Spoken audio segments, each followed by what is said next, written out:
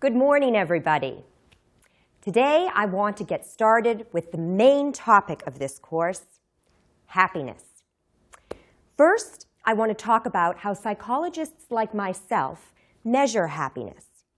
Then, we'll look at some common characteristics of happy people. And finally, we'll look at whether or not we can change our level of happiness. In other words, whether we can learn to be happier. Okay, so we all know what it's like to feel happy, right?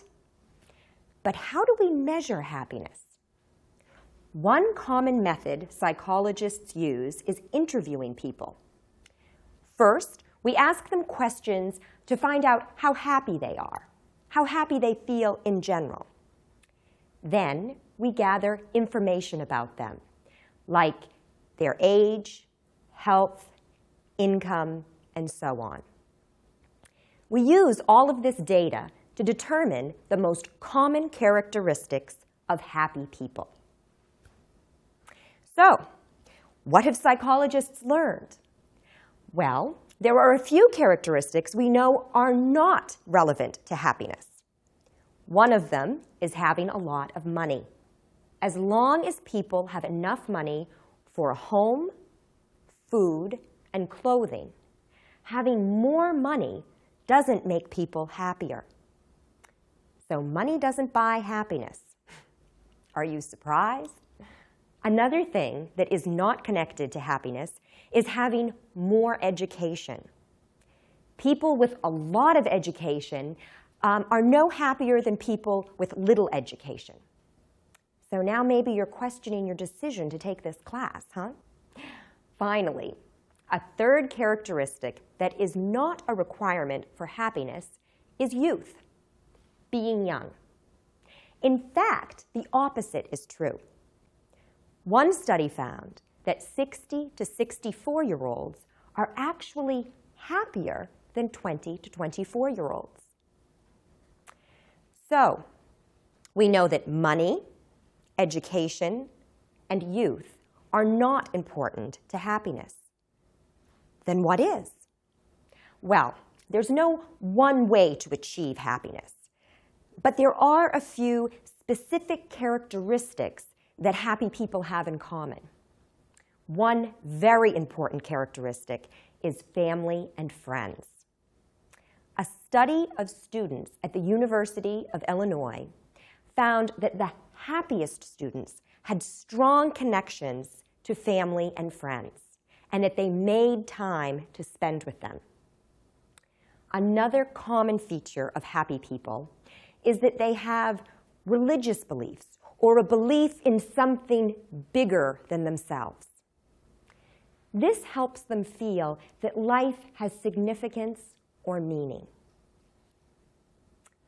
A third important thing about happy people is that they set goals for themselves.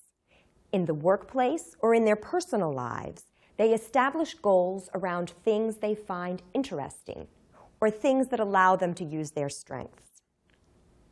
Now, another question psychologists have tried to resolve is, can we change how happy we are? Can we learn to be happier? Some psychologists think the answer is no, we can't. This is because research shows that happiness depends a lot on our personality, the kind of person we are. Some people just have more positive attitudes about life than others. We've all noticed this, right? And because it's difficult for people to change their personalities, some psychologists think that we stay at about the same level of happiness throughout our lives.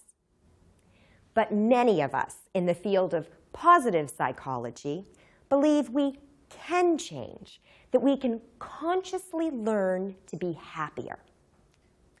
Positive psychologists have developed some exercises that people can do to feel happier. One of these is called the gratitude visit. In this exercise, people write a letter to someone they want to thank. For example, a parent, a friend, a teacher, someone they feel has helped them in their life. But they don't send the letter. Instead, they visit the person and read the letter to them. Now, research shows this really works to make the person who wrote the letter feel happier. Why? First, it helps them feel more connected to others. And remember, that is very important for happiness. Second, the people are giving something, in this case, their thanks to someone else. And giving or helping others makes us feel better about ourselves. It helps us feel that our lives have meaning. In addition to the gratitude visit, psychologists have developed other exercises that help people focus on the positive things in their lives and help them use their strengths to achieve goals. And studies have shown that these exercises can help people feel better. However, they do have limits. For one thing, each exercise only works for a certain amount of time. For example, the gratitude visit only makes people happier for about 3 months. And of course, we can't become a lot happier. Remember, we can't totally change our personalities. You can't take a really unhappy, negative person and make him or her feel super happy all the time. But I do believe that if we really want to, we can all learn ways to feel better, to feel the best that we can. And you're going to find this out for yourselves. For the next time, I'd like you to look into choosing your own happiness exercise.